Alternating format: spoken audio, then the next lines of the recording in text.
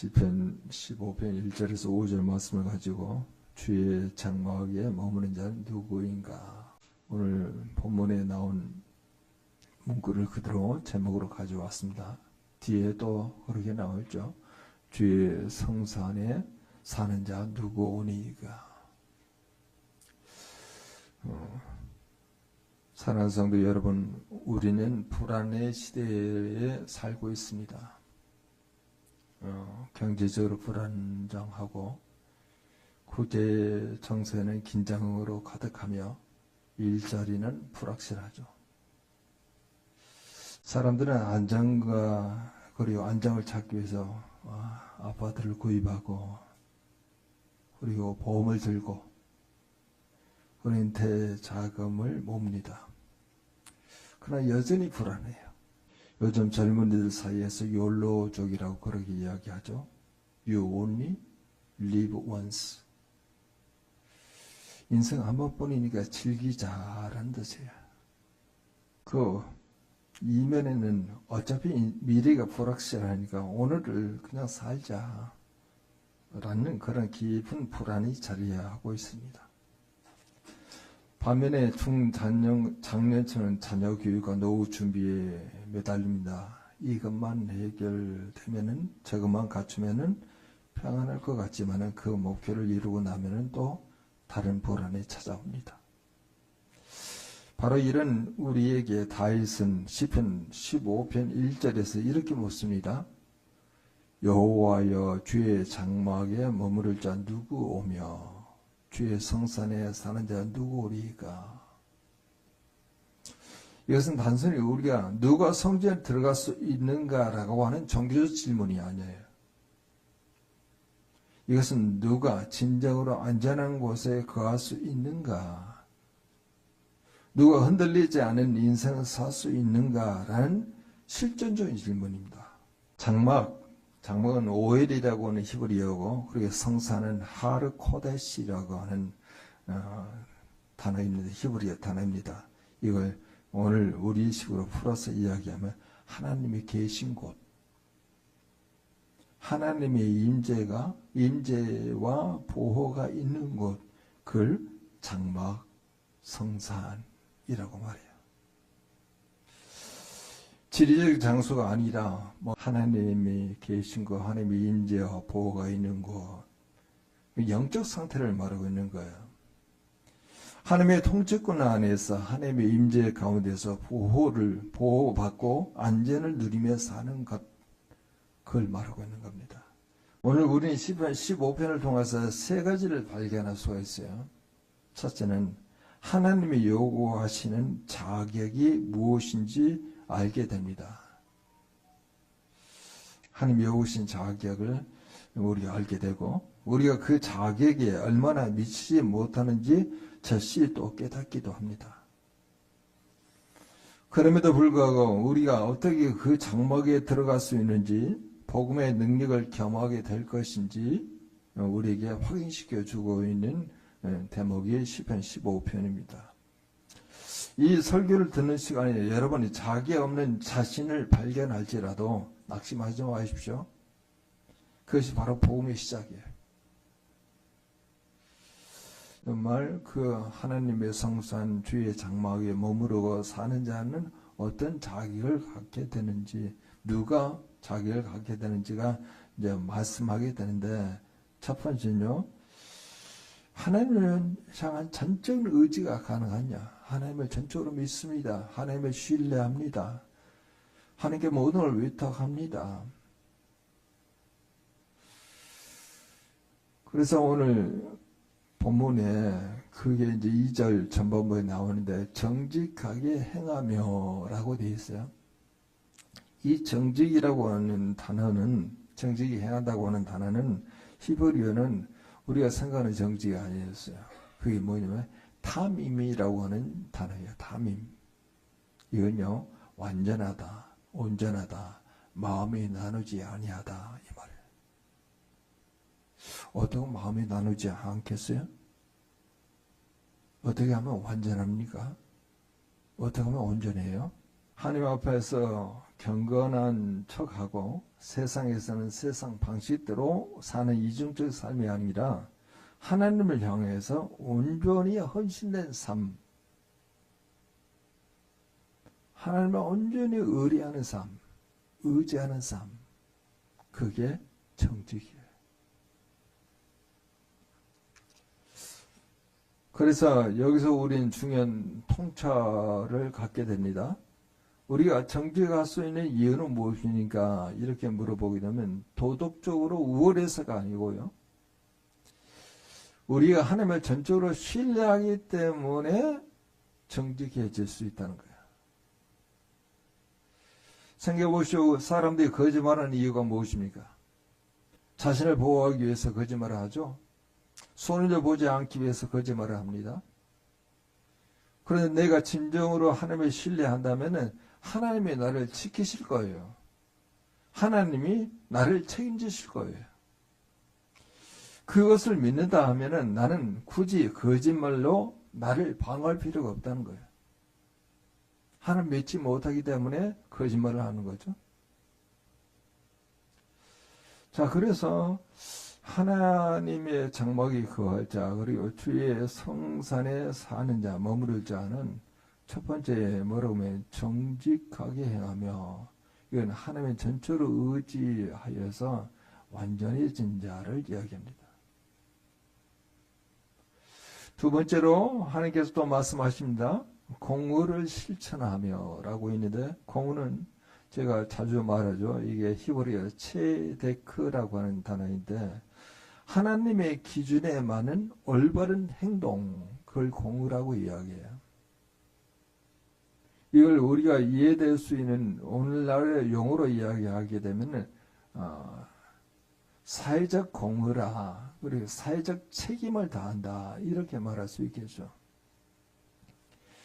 회사에서는 약간의 부정, 그리고 세금을 조금 덜 내기, 작은 거짓말, 이 정도는 괜찮아, 남들이 다 한다, 이렇게 합리화하는 경우가 많이 있어요. 그러나 하나님의 사람은 다릅니다. 내 기준이 유행이나 대세가 아니라 하나님의 말씀이어야 한다는 거예요. 손해를 보더라도, 불이익을 당한다 하더라도 하나님의 기준을 따르는 겁니다. 왜 그러냐고 물어본다면은 하나님을 두려워하기 때문에 하나님의 말씀 따라 그 기준에 따라 행동하는 거예요.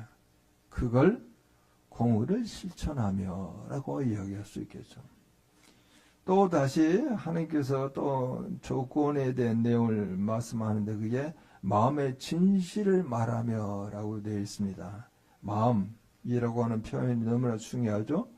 겉으로 드러난 말보다 더 중요한 것이 마음속의 진실이에요. 오늘 우리는 이미지 메이킹의 시대에 살고 있습니다. SNS에 여러분이 카톡의 프로필을 바꾸시기도 하잖아요. 행복한 모습, 그리고 성공한 모습, 그리고 경건한 모습을 올리게 됩니다. 그러나 마음속에서는 시기, 질투, 불만, 탐욕이 가득할 수 있어요. 교회 와서 우리가 주님을 사랑합니다, 주님을 의지합니다, 주님께 영광을 돌립니다 라고 고백하지만은 월요일부터는 완전히 다른 사람이 됩니다. 이것이 바로 마음에 진실이 없는 상태예요. 하나님은 겉모습을 보시지 않잖아요.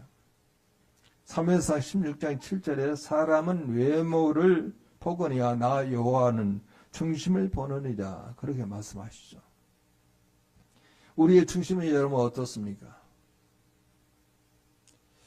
최근에 우리 사회에서 신뢰가 얼마나 많이 무너졌습니까? 가짜 뉴스가 너무나 범람하죠.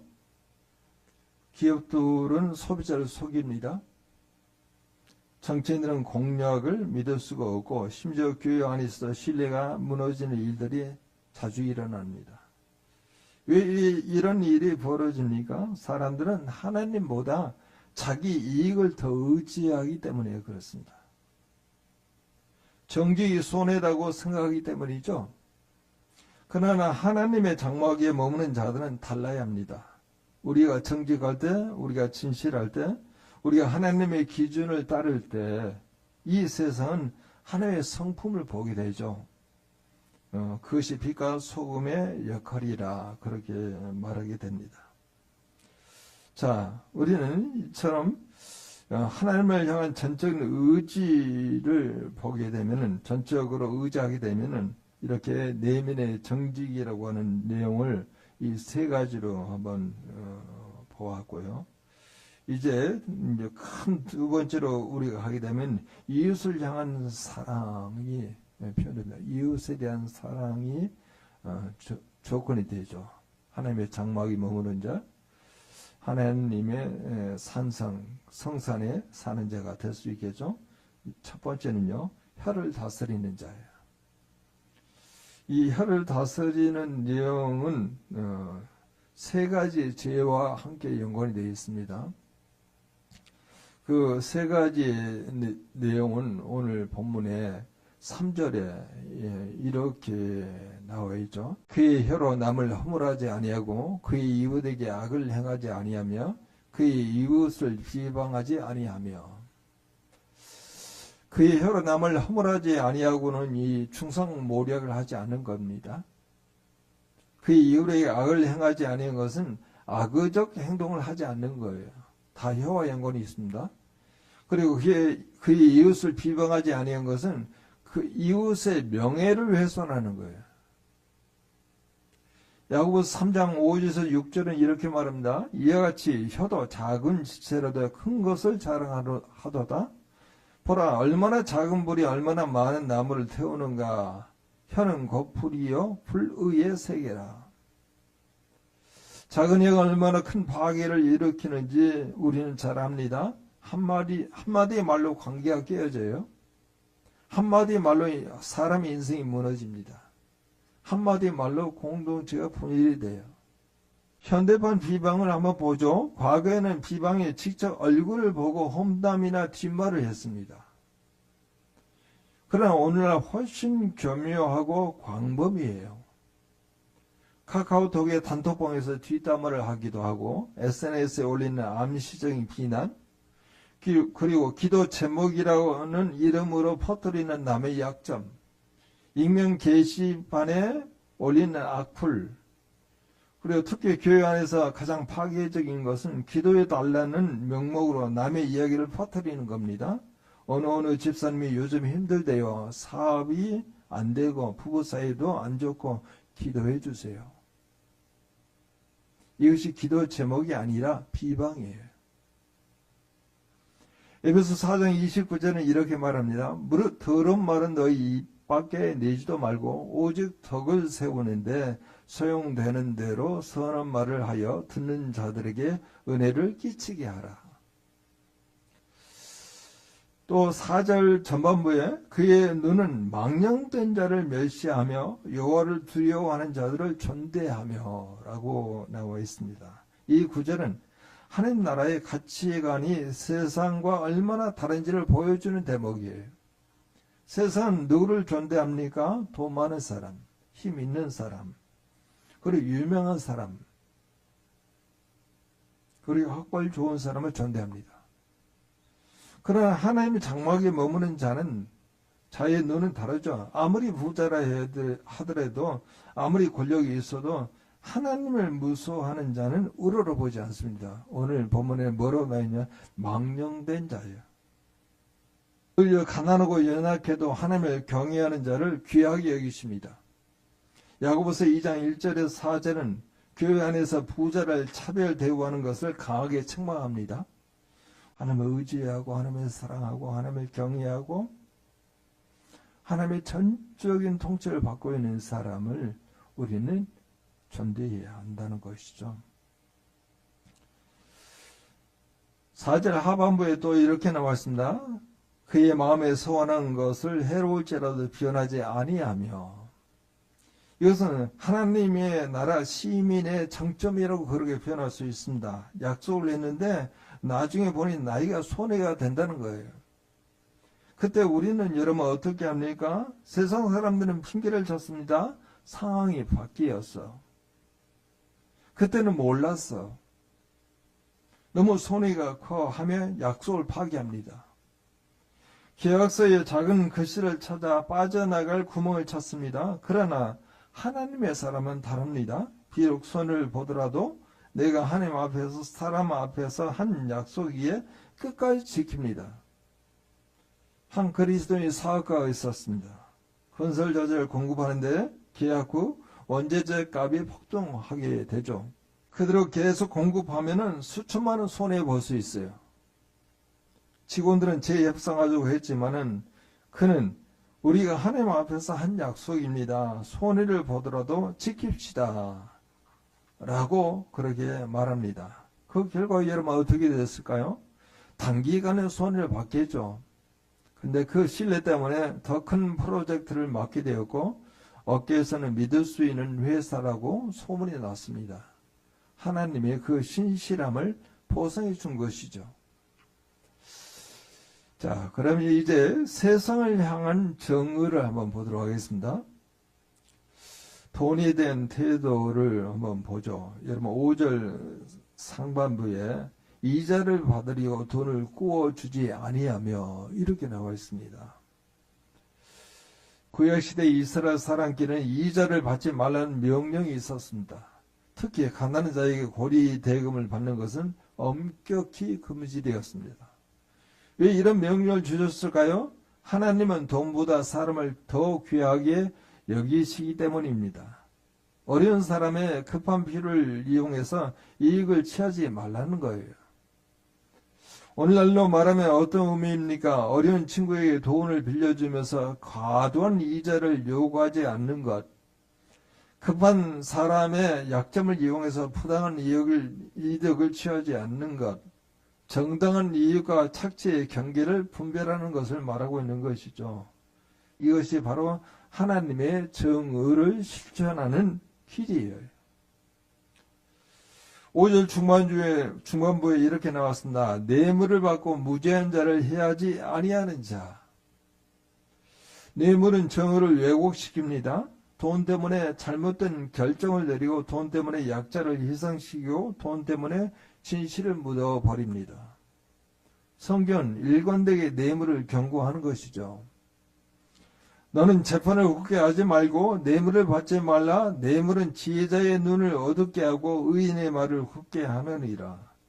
악인은 사람의 품에서 뇌물을 받고 재판을 굳게 하느니라. 오늘날 직접적인 뇌물은 아니어도 이와 유사한 유혹들이 많이 있습니다. 인맥을 이용한 특혜, 부당한 청탁, 편법과 꼼수, 다들 이렇게 한다는 합리화. 그리스도는 이런 세상의 시스템을 거부해야 합니다. 설령 그것 때문에 손해를 보고 승진에서 밀려나고 사업에서 뒤처지더라도 말입니다. 왜냐하면 우리는 하나님의 법을 두려워하기 때문에 그렇게 살 수는 없죠. 시편 15편은 단순히 개인 윤리만을 말하고 있는 게 아닙니다. 사회의 정의, 사회정의가 공의입니다. 그 정의는 법정적 정의예요. 그리고 공의는 사회적 정의입니다. 오늘 우리 사회에서 구조적인 불의가 많습니다. 그리스도는 이런 구조적인 문제에 대해서 어떤 태도를 가져야 할까요? 나만 아니면 돼. 나는 그냥 시스템을 따를 뿐이야 라고 말할 수 없습니다. 우리는 불우한 시스템에 편성하지 말아야 하며 가능한 범위에서 정의로운 구조를 만들어 가야 합니다. 시편 15편은 우리에게 말씀하십니다. 율법은 바로 거울이다. 사랑하는 성도 여러분, 지금까지 시편 15편의 기준을 살펴보았습니다. 이제 우리가 솔직히 고백합시다. 여러분, 이 기준에 합격이 가능하겠어요? 나는 정말 정직합니까? 나는 손을 보면서 약속을 지킵니까? 나는 이웃을 비방하지 않았습니까? 나는 돈보다 사람을 귀하게 여깁니까? 나는 하나님을 경외하는 자를 세상적으로 성공한 자보다 더 존대합니까? 아마 우리 중 누구도 이 기준에 100% 합격할 사람은 없습니다. 우리는 모두 하나님의 장막에 들어갈 자격이 없는 자들이에요. 그렇다면 시편 15편은 우리를 정죄하기 위한 것이겠습니까? 우리를 낙심시키기 위해서 시편 15편에 기록되었을까요? 아닙니다. 바울은 로마서 3장 20절에 이렇게 말씀하시죠. 율법으로는 죄를 깨달음이라. 율법의 기능은 우리에게 거울을 보여주는 겁니다. 우리의 죄를 깨닫게 하고 우리가 하나님 앞에 얼마나 부족한 존재인지를 알게 하는 거예요. 그래서 우리에게 예수 그리스도가 필요합니다. 시편 15편의 모든 조건을 완벽하게 성취하신 분은 오직 예수님이세요. 예수는 완전히 정직하셨어요. 완전한 공의를 실천하셨습니다. 마음의 진실만 있으셨어요. 혀로 아무도 허물하지 않으셨어요. 하나님을 경외하는 자들을 존대했습니다. 가장 큰 성리를 감수하셨죠. 십자가의 죽으심. 가난한 자를 돌보셨어요. 뇌물과 타협하지 않으셨습니다. 예수님만이 하나님의 장막에 걸 완전한 자격을 갖추신 분이세요. 그런데 놀라운 복음이 있습니다. 예수님은 우리를 대신하여 하나님의 모든 기준을 완벽하게 충족시키셨고 우리가 받아야 할 형벌을 십자가에서 대신 받으셨어요. 그리고 예수님은 우리에게 그분의 의의 옷을 입혀주셨습니다. 로마서 3장 23절에서 24절은 우리에게 말하죠. 모든 사람은 죄를 범하였으며 하나님의 영광에 이르지 못하나니 그리스도 예수 안에 있는 성령으로 말미암아 하나님의 은혜로 값없이 의롭다 하심을 얻는 자 되었느니라. 고린도후서 5장 21절도 우리에게 말합니다. 하나님의 죄를 알지도 못하는 이를 우리를 대신하여 죄로 삼으신 것은 우리로 하여금 그 안에서 하나님의 의가 되게 하려 하심이라. 우리는 예수 그리스도를 믿음으로 하나님의 장막에 들어갈 자격을 얻었습니다. 우리의 행위로가 아니고 그리스도의 의로 말미암아입니다. 이것이 복음이죠. 그렇다면 우리가 이렇게 생각할 수 있습니다. 예수님이 다 이루셨으니 나는 그냥 있기만 하면 되고 어떻게 살든 상관이 없겠네? 절대 아니죠. 야고보서 2장 17절은 이렇게 말하죠. 행합이 없는 믿음은 그 자체가 죽은 것이라. 우리가 진정으로 복음을 경험했다면 우리 삶의 변화가 나타나야 합니다. 변화. 그것은 구원받기 위한 조건이 아니라 구원받은 자의 증거입니다. 예수님이 우리를 위해서 얼마나 큰 희생을 치르셨는지 깨닫는 사람은 변화될 수밖에 없죠. 그 사랑이 강력한 사람은 그 사람을 닮아가고 싶어집니다. 그렇다면 우리는 이렇게 시편 15편의 기준을 살아낼 수 있을까요? 우리의 의지와 노력만은 불가능하죠. 우리에게는 성령의 능력이 필요합니다. 우린 잘 알고 있는 것처럼 성령의 열매는 사랑과 희락과 화평과 오래 참음과 자비와 양선과 충성과 온유와 절제이니 이 같은 것을 금지할 법이 없느니라. 그렇게 말씀하시죠. 성령께서 우리 안에 거하시면 우리가 정직할 수 있는 용기를 얻습니다. 이웃을 사랑할 수 있는 마음을 얻습니다. 손해를 감수할 수 있는 믿음을 얻습니다. 세상과 타협하지 않을 수 있는 힘을 얻습니다. 이것이 우리의 능력이 아니고 성령의 능력이에요. 이번 한 주간에 우리가 실천할 수 있는 구체적인 과제를 한번 드려보겠습니다. 여러분, 입술을 지키십시오. 이웃을 비방하는 말 대신에 축복하는 말을 하십시오. 카톡방에서 뒷담화에 참여하지 마십시오. 기도 제목이라는 명목으로 남의 약점을 퍼뜨리지 마십시오. 둘째, 작은 정직을 실천하십시오. 회사에서 작은 부정이라도 거절하십시오. 이익보다 정직을 선택하십시오. 우리 모두가 그렇게 한다는 유혹을 뿌리치십시오. 세 번째, 약속을 잘 지키십시다. 손해가 되더라도 한 번 약속은 지키십시오. 작은 약속이라도 가볍게 여기지 마십시오. 신뢰를 쌓는 것이 돈보다 귀하다는 것을 기억하십시오. 넷째로, 어려운 이웃을 돌보십시오. 교회 안에 어려운 성도가 없는지 살펴보십시오. 물질로만이 아니라 관심과 사랑으로 도우십시오. 이것이 바로 하나님의 정의를 실천하는 길입니다. 그리고 다섯째, 가치관을 점검하십시오. 내가 누구를 더 존경하는지 돌아보십시오. 세상적인 성공보다 하나님을 경외함을 더 귀하게 여기십시오. 자녀들에게도 이런 가치관이 필요합니다. 시편 15편 5절 마지막 구절을 한번 다시 봅시다. 이런 일을 행하는 자는 영원히 흔들리지 아니하리이다.